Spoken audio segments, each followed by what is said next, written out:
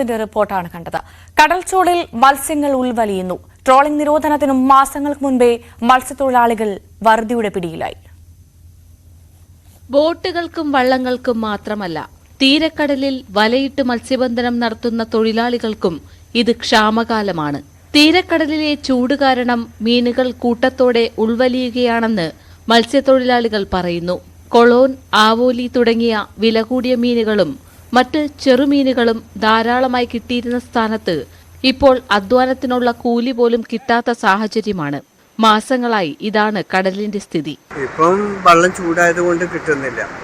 അതന്നെ മെയിൻ പ്രശ്നം.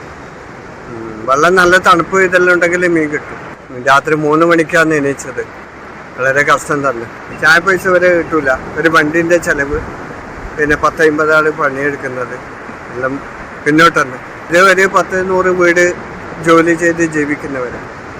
ഒന്നുമില്ലാതെ ഇങ്ങനെ ഒരു വർഷത്തോളായി ഒരു കാര്യം വരെ ഇല്ല, പണിയില്ല. പണി വളരെ മോശം.